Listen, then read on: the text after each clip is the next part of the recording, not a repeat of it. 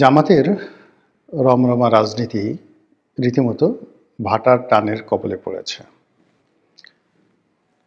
জামাতি নেতাদের চেহারায় যে উজ্জ্বলতা ছিল, তারা যেভাবে লোকজনকে দেখলে করমর্দন করতেন, হাসি মুখে মানুষের সঙ্গে মোলাকাত করতেন, কোলাকুলি করতেন, অতি আদর করে আবার অনেকের গালে চুম্বন দিতেন, চুমা।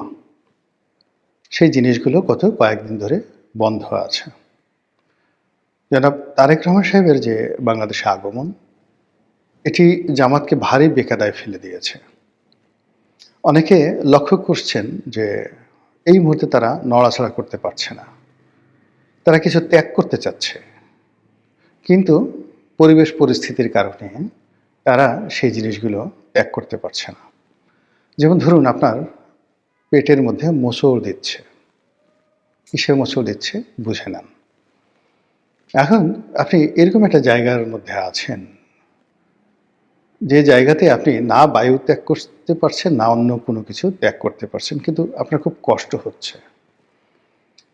তো সেই কষ্ট আপনার চোখে মুখে যেভাবে ফুটে উঠবে, এটা আপনি কোনো গুরুত্বপূর্ণ জায়গাতে থাকেন, কোনো পবিত্র জায়গাতে থাকেন, কোনো জনসমাবেশে থাকেন, যেখানে আসলে আপনি এই জিনিসগুলো আপনার শরীরের যে অংশ, মানে আপনি ত্যাগ করতে ইচ্ছুক বা প্রয়োজন, আপনি সেটা পারছেন না পরিস্থিতির কারণে। লোকজন বলবে কি, শব্দ যদি হয়ে যায়, গন্ধ যদি ছড়িয়ে যায়, তাহলে কি হবে?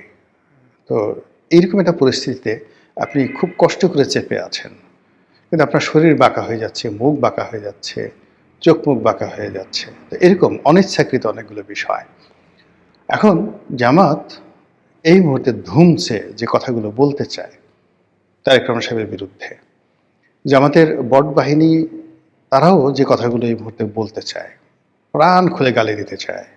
তারা শেখ হাসিনাকে যে ভাষায় গালাগাল করেছে, তারপর যে ভাষায় যারা স্বাধীনতার পক্ষের শক্তি রয়েছে, মুক্তিযোদ্ধা রয়েছেন, তাদেরকে যে ভাষায় তারা গালাগাল করেছে, তার চেয়ে জঘন্য এবং নিকৃষ্ট ভাষায় এখন তারা জনাব তারেক রহমান সাহেব এবং বিএনপির কিছু শীর্ষ নেতৃবৃন্দ যারা তারেক জিয়াপন্থী, তাদেরকে গালাগাল দিতে চাচ্ছে, কিন্তু এটা সম্ভব হচ্ছে না। এর কারণ হলো, এখন সারা বাংলাদেশ তারেক রহমান সাহেবের যে জ্বরে, সেই জ্বরে আক্রান্ত। দেশের বড় বড় শিল্পপতি, বড় বড় গ্রুপ অফ ইন্ডাস্ট্রিজ, যারা সেই গত 14-15 মাস ধরে জামাতকে যাকে বলে হাদিয়া দিচ্ছে, জামাতের দাবিদারি করছে, অনেকে জামাতের যারা নেতাকর্মী রয়েছেন তাদেরকে তাদের অফিসের চাকরি টাকরি দিয়ে রীতিমতো ধরে নিয়েছে যে জামাতই রাষ্ট্র চালাচ্ছে এবং আগামীতে জামাত রাষ্ট্র চালাবে। কিন্তু তারেক রহমান সাহেবের আগমন উপলক্ষে এই পুরো জিনিসটি এলোমেলো হয়ে গেছে, এবং এখন আর লোকজন কেউ জামাতকে চিনতে চাচ্ছে না, না চেনার ভান করছে। এটা খুবই অবমাননাকর। একটা সমাজে, একটা সংসারে বা একটা মাহফিলে আপনি যখন একটা বড় চেয়ার নিয়ে বসে থাকেন এবং সব মানুষ যখন আপনাকে প্রিভিলেজ দিতে থাকে, এরপর হঠাৎ করে অন্য এক কুতুব এলেন, অন্য একজন মেহমান এলেন, এবং তাকে সবাই মেহমান আজিম, মানে প্রধান মেহমান হিসেবে বরণ করে নিল। আপনার অবস্থায় কী হবে একটু বোঝার চেষ্টা করুন। তো এই গত 14 মাসে বাংলাদেশ পুরো রীতিমতো জামাতময় ছিল। জামাতের বাইরে রাজনীতি নেই, জামাতের নেতাদের বাইরে কোনো নেতা নেই, জামাতের যে আমির, তার উপরে বাংলাদেশে কোনো সুপ্রিম লিডার নেই। তিনি যা বলেন তাই খবর, তিনি যেখানে যান সেদিকে ক্যামেরা যায়, তিনি হাসলে বাংলাদেশ হাসে, তিনি কাঁদলে বাংলাদেশ কাঁদেন, তার যা ইচ্ছা তাই তিনি করেন, জাস্ট লাইক মানে একজন কি বলবো, আমিরুল মুমিনিনের মতো। কিন্তু যেই মুহূর্তে 25 তারিখে, ডিসেম্বর মাসের 25 তারিখে তারেক রহমান সাহেব আসলেন, সারা দেশের মানুষ তারেক রহমান সাহেবকে নিয়ে, তার স্ত্রী, তার কন্যাকে নিয়ে, এমনকি তার বিড়ালটাকে নিয়ে, মানুষের যে আগ্রহ, যেভাবে মানুষ তারেক রহমান সাহেব, তার পরিবার, তার মা, তার বিড়াল সব কিছু নিয়ে যে খুশিতে তারা যে টগবগ করছে, এটা সব মানুষ সহ্য করলো। জামাতের পক্ষে আসলে এই জিনিসটি সহ্য করা খুবই কঠিন একটা বিষয়। ফলে জামাতের কিন্তু মন খারাপ। আমি কয়েকজন নেতাকে দেখলাম, তারা যেভাবে কথা বলেন সচরাচর গত 14 মাসে, তাদের যে ধরনের ড্রেস কোড থাকে, তাদের চেহারায় যে ধরনের একটা দ্যুতি থাকে, প্রায় সব কিছুই ফ্যাকাশে বিবর্ণ হয়ে গেছে। তারা তারেক রহমান সাহেবকে স্বাগত জানাতে চাচ্ছে, কিন্তু সেই অন্তর থেকে স্বাগত জানানোটা হচ্ছে না। যে আমাদের আমির স্বয়ং একটি যাকে বলে ছোট্ট একটি স্ট্যাটাস দিয়েছেন, জনাব তারেক রহমান সাহেবকে সপরিবারে সুস্বাগতম জানিয়েছেন। এখন এই যে সপরিবারে সুস্বাগতম, এটি নিয়ে প্রথমে বানানে ভুল হয়েছে। তো বানান যখন তিনি ৩ বার করে ঠিক করলেন, ছোট্ট একটি শব্দ, সবাই বলার চেষ্টা করলো ছি ছি ছি, এত বড় একটি রাজনৈতিক দল, সেই রাজনৈতিক দলের আবার যিনি আমির, একটা স্ট্যাটাস তিনি বাংলায় লিখতে পারেন না, তাও ভুল হয়। পরে যখন তিনি সেই শব্দগত যে বানান ত্রুটি, সেই ত্রুটি দূর করলেন বটে, কিন্তু পরবর্তীতে দেখা গেল যে যে শব্দটি প্রয়োগ করা হয়েছে সেই শব্দটিও বাংলা ব্যাকরণ অনুযায়ী যথাযথ হয়নি, যেমন সপরিবারে। তো সপরিবারে এই শব্দটি সঠিক নয়, বা সুস্বাগতম এই শব্দটি সঠিক নয়, স্বাগতমই যথেষ্ট।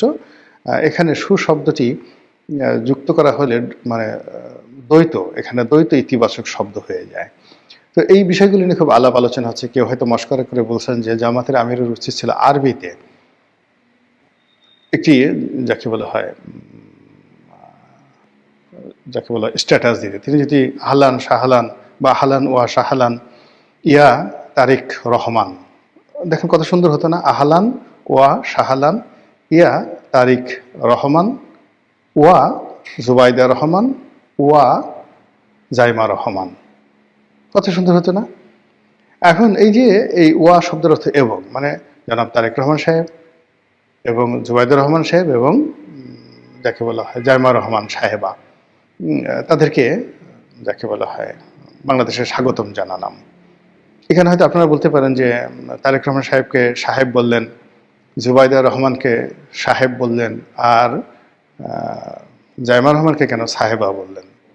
এটার অর্থ জামাত বলতে পারতো যে যেহেতু তারেক রহমান সাহেবের অবর্তমানে জুবাইদুর রহমানকে বাংলাদেশের ভবিষ্যৎ প্রধানমন্ত্রী মনে করা হয়, কাজেই এখানে জুবাইদুর রহমান ব্যক্তি, তাকে স্যার সম্বোধন করতে হবে, এবং তার যে উপাধি সেটাও হবে চেয়ারপারসন, নট চেয়ার ওম্যান। তো এই জন্য আসলে তাকে সাহেবের সদর এই হিসাবে আমরা আখ্যায়িত করেছি।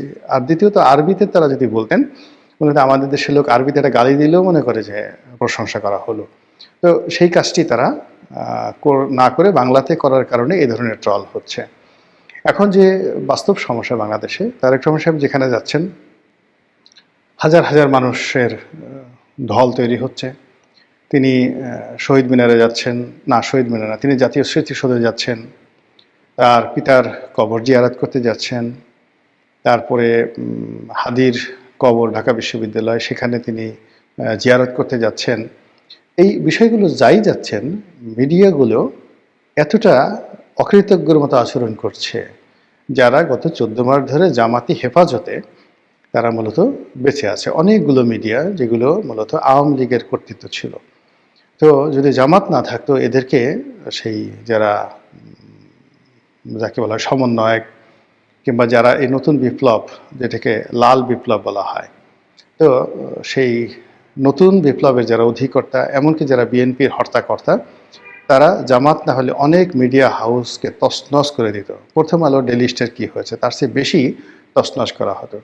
তো যে জামাত তাদেরকে এই গত 14-15 মাস ধরে বাঁচিয়ে রেখেছে, এই মিডিয়াগুলো তাদের ভোল পাল্টাতে, চোখ পাল্টাতে একটা মিনিটের সময় নেয়নি। তারেক রহমান আসছে, খবর দিবেন বা সেটা প্রচার করলে হয়, কিন্তু সেটা কন্টিনিউয়াসলি লাইভ করতে হবে, দেখাতে হবে, সেটা নিয়ে সকাল বিকাল তিনি কি খাচ্ছেন, কোথায় যাচ্ছেন, বাসার গেটের সামনে কারা দাঁড়ানো, তার পিছনে কে, সামনে কে, এই জিনিসগুলো মিডিয়াতে যেভাবে আসছে, এটা জামাতের সহ্য হচ্ছে না। জামাত মূল ব্যাপার হলো যে আমাদের তো অনেক কিছু আছে, আমাদের সেই ইতিহাস আছে, সাহিত্য আছে, সংস্কৃতি আছে, ইমান আছে, একিন আছে, দাড়ি আছে, টুপি আছে, পাজামা আছে, আরও কত কিছু আছে। তো সেইগুলো নিয়ে তো তাদের কোনো মাথা ব্যথা নাই। আমরাও তো বিড়াল পুষি, আমাদের অনেকের বাসায় বিড়াল আছে, কিন্তু আমাদের সেই বিড়াল নিয়ে কেন লোকজন আধিক্যতা দেখায় না? আমাদের অনেকের মেয়ে বিড়াল পোষে, ছেলে বিড়াল পোষে, তো সেগুলো নিয়ে কেন লোকজন খবরাখবর রাখে না? তা না রেখে তারেক রহমান সাহেবের মেয়ের বিড়াল, সেটিকে নিয়ে কেন এই আধিক্যতা করা হচ্ছে? তো এই পুরো বিষয়গুলো নিয়ে জামাতের মন খারাপ হবে, ঈর্ষা হবে, এটা স্বাভাবিক। এগুলো গেল ট্রলের কথা। এবার সিরিয়াসলি কিছু কথা বলি। সেটা হলো জামাত গত কয়েক মাস যাবৎ যে রাজনীতির হিসাব করে এগুচ্ছে, সেখানে তাদের যে সকল প্রোডাক্ট, বাই প্রোডাক্ট, তাদের প্রকাশ্য সংগঠন, গুপ্ত সংগঠন, তাদের প্রক্সি সংগঠন, সব মিলিয়ে প্রায় ১.৫ ডজন মানে ১৮টি মতো সংগঠন গোপন এবং প্রকাশ্যে গত ১৪-১৫ মাস ধরে বাংলার মানুষকে কনফিউজড করে রেখেছে। তারা নিজেরা কখনো দ্বন্দ্ব করে, সংঘাত করে, তারা কখনো বিএনপির পেছনে লাগে, কখনো আওয়ামী লীগের পিছনে লাগে, কখনো ডক্টর ইউনূসের পিছনে লাগে, কখনো এমনকি জামাতের পিছনে লাগে। কিন্তু আসলে এই গ্রুপগুলো সবই হলো প্রক্সি গ্রুপ।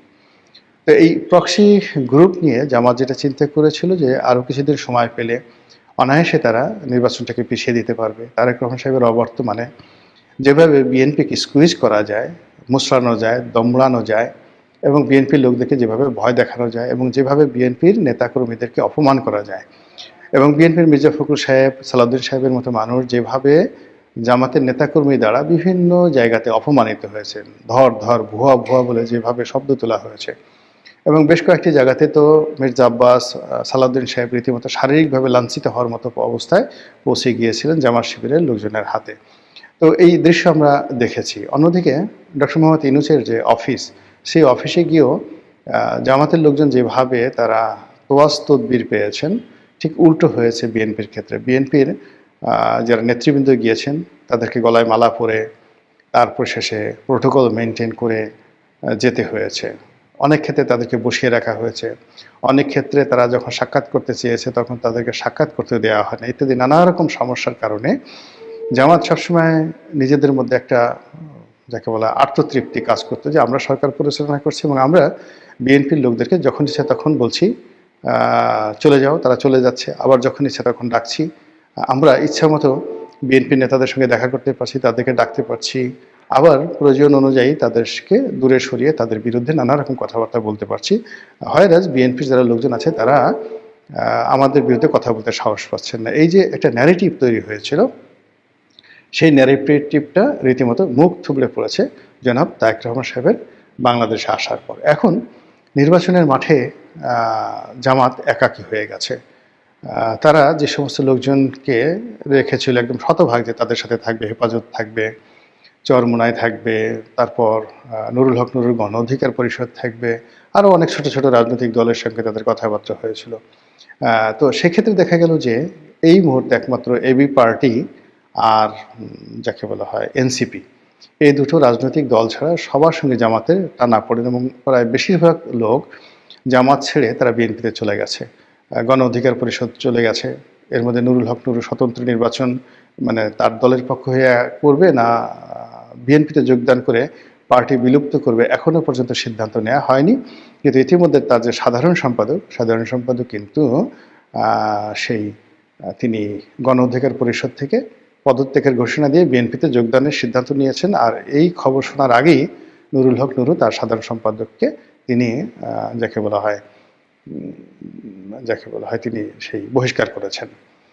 অন্যদিকে এলডিপি কর্নেল অলি, একসময় কর্নেল অলির সঙ্গে জামাতের দাকুমরা সম্পর্ক ছিল, বিশেষ করে সাতকানিয়া লোহাগড়া নির্বাচনকে কেন্দ্র করে ওই এলাকাতে জামাতের একটা আধিপত্য রয়েছে এবং জামাতের সঙ্গে যখন বিএনপির খুব দহরম মহরম সম্পর্ক, তখন এই অভিযোগ তুলে যে এটি মুক্তিযোদ্ধার দল এবং সেখানে স্বাধীনতা বিরোধীদের এইভাবে আশ্রয় হতে পারে না। তারপর তারেক রহমান সাহেবকে, বেগম জিয়াকে গালাগাল করে কর্নেল অলি সেখান থেকে বের হয়ে গেলেন।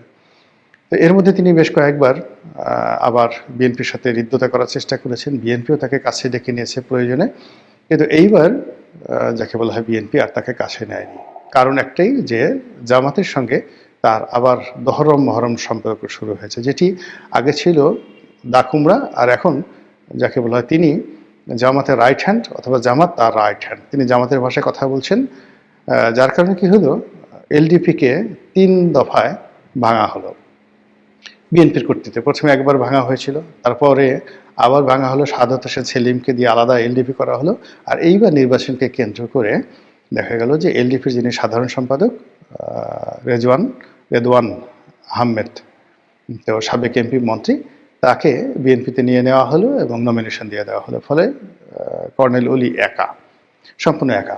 তো এই যে যা কিছু হচ্ছে, মানে জামাতের যে সকল প্রক্সি যে গ্রুপগুলো ছিল, সেই প্রক্সি গ্রুপগুলোকে মোটামুটি বিএনপি নিষ্ক্রিয় করে দিয়েছে তারেক রহমান সাহেব আসার আগেই। আর তারেক রহমান সাহেব আসার পর জামাত, তার প্রক্সি গ্রুপ ইত্যাদি নিয়ে আলোচনাই হচ্ছে না, কেবলই মাত্র বিএনপি নিয়ে আলাপ আলোচনা হচ্ছে। তো এই মিলিয়ে কি হচ্ছে, একে তো জামাতের মন খারাপ, মন খারাপের পরে কদিন পরে শরীর খারাপ করবে। আর শরীর খারাপ করলে তারা নির্বাচন কিভাবে করবেন আমি বলতে পারি না, তবে তাদের যে রাজনীতির হিসাবগুলো ছিল সব হিসাব ইতিমধ্যে ওলটপালট হয়ে গেছে। নতুন করে তাদেরকে হিসাব করতে হবে আবার, এবং শুরু করতে হবে নতুন করে।